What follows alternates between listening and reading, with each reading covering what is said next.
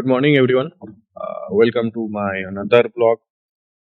আজকে একটা ইন্টারেস্টিং জায়গা দেখাবো। জায়গাটা অ্যাকচুয়ালি আমাদের আড্ডার জায়গা। অ্যাকচুয়ালি আমাদের পাঞ্চ টাইম হলো, মানে ফেস পাঞ্চ আমাদের, যেহেতু পাঞ্চ টাইম হলো 7:30টার মধ্যে।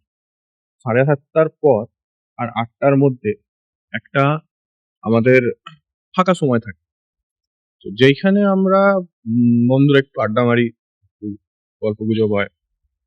তো ওই আড্ডার জায়গা আমাদের দেখাবো, মোস্ট ইন্টারেস্টিং জায়গা। সেই জায়গাটা দেখাবো। Wait.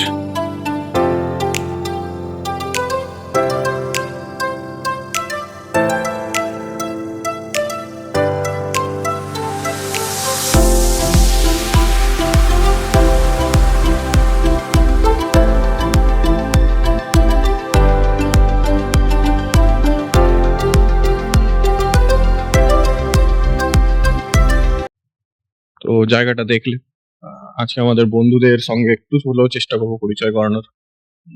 কিছু কিছু বন্ধু আছে যারা লাজুক, বিশাল লাজুক। তারা নিজেদের ফেস রিভিল করতে চায় না। মানে আমি তো লাজুক, আমার চেয়ে বেশি লাজুক। ভেবে নাও কিরকম টাইপের লাজুক থাকে।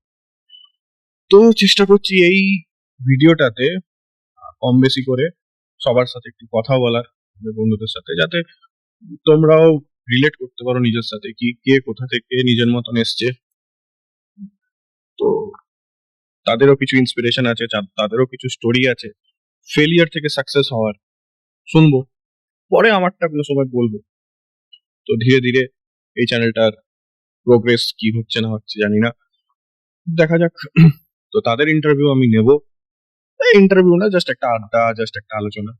তার মাঝখানে জানবো যে তাদের সাকসেস এই জায়গা পর্যন্ত পৌঁছানোর কি স্টোরি রইলো, তোমরা রিলেট করতে পারবে। জানতে হলে ওয়েট করো, দেখি কাকে ধরে বেঁধে পাওয়া যায়। ওকে, তো আমি দুজনকে পেয়েছি। এক পাশে সন্তু বিশ্বাস, এই যে সন্তু। সন্তু হাই বলে দে। আর এক পাশে পেয়েছি সুমন দেবনাথ। তো ওর জীবনে আপস অ্যান্ড ডাউনস আছে প্রচণ্ড, শুনেছি। তোমরাও শোনো, তোমাদের সঙ্গে শেয়ার করবো যদি সে চায়। দেখা যাক, তার সঙ্গে ধীরে ধীরে আড্ডা মারি। তো সুমন, ফার্স্ট কোশ্চেন ভাই, বলো। কোথায় বাড়ি? বর্ধমান, পূর্ব বর্ধমান। পূর্ব বর্ধমানে কোথায়? কাটোয়া। কাটোয়া। তো ভাই, আমাদের কাটোয়ার ছেলে হায়দ্রাবাদ, কাটোয়া থেকে হায়দ্রাবাদের জার্নি, চলো বলো তোমার মতন করে, তুমি বলো। Long journey. 2022 থেকে 2022-এ গ্রুপ ডিকে ফেল করার পর নিজেকে তৈরি করা, 2024-এ নোটিফিকেশন বেরোনো, তারপর টেকনিশিয়ানের জন্য তৈরি হওয়া, সেকেন্ডারবার জন্য ফর্ম ফিল আপ করা, তারপর এখানে। তো গ্রুপ ডি থেকে আরও মাঝখানে স্টেট গভর্নমেন্টের এক্সাম ছিল, মাঝখানে তারপর রেলের এক্সাম হলো। যে যে জায়গাগুলো অ্যাজ এ ফেলিয়ার, মানে নতুন যারা অ্যাসপারেন্ট, নতুন যারা পড়াশোনা শুরু করছে, তো তারা কিভাবে শুরু করবে আর কিভাবে ফেলিয়ারটাকে হ্যান্ডেল করবে, সেটার ব্যাপারে একটা ছোট্ট একটা হালকা। প্রথম কথা, নিজের মাইন্ডসেট ঠিক রাখতে হবে, স্ট্রং রাখতে হবে। দুর্বল হলে হবে না, জীবনে ভাঙবে, তারপর ওখান থেকে করতে হবে। আমি জীবনে একবার ভেঙেছি, সেখান থেকে করে তুলেছি। সবাই পারবে আশা করি, আমি যখন পেরেছি আশা করি সবাই পারবে।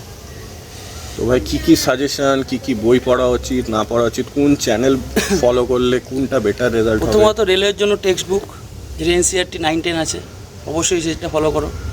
আমি সায়েন্স ম্যাগনেট পড়তাম, সায়েন্সের জন্য ওটা বেস্ট। ম্যাথের জন্য তোমাদের যেটা সুবিধা তোমরা সেটা করতে পারো। তো শুনলাম ওর কাছে, আরও কিছু গল্প শুনবো। তো ভাই, গ্রুপ ডি নাকি তোর দৌড় পাস ছিল, বাট যখন মেরিটে নাম এলো না, সেই ব্যাপারে কি এক্সপ্রেশন? খারাপ লেগেছিল, অবশ্যই খারাপ লাগার, এত দূর এসে। কিন্তু কিছু করার নেই, সত্যটা মেনে নিতে হবে। তো আরও কিছু বন্ধু পেয়েছি, তাদেরকে এক এক করে ধরবো। তো আড্ডার জায়গা আপাতত ভরে গেছে, আড্ডার জায়গায় এসছি। আড্ডার জায়গাতে এবার ব্যাটাগুলোকে দেখাই, লজ্জা তো পাবে সব কটা। চলো আলাপ করাই। শুভ দত্তু আমাদের তার পাশে রাজেশ, তার পাশে সুপম, ওকে দেখলে সুমন, আর এটা আমাদের সন্তু, ভালোবেসে সল্টু। তো এই ছেলেগুলো বিশাল লাজুক, ঠিক আছে? ধরে তার গল্প শুনবো, তার ইন্টারভিউ নেওয়ার চেষ্টা করব। তো আমি বলেছিলাম যে প্রায় 60 জনের মধ্যে 20 জন বাঙালি আছে। তো 20 জনের একটা যে গ্রুপ, একটা যে তাদের স্টোরি, তাদের সব, তাদের কিভাবে সাকসেস জার্নি, সেটা আস্তে আস্তে তুলে ধরবো। সাথে থেকো, টিল দেন, বাই।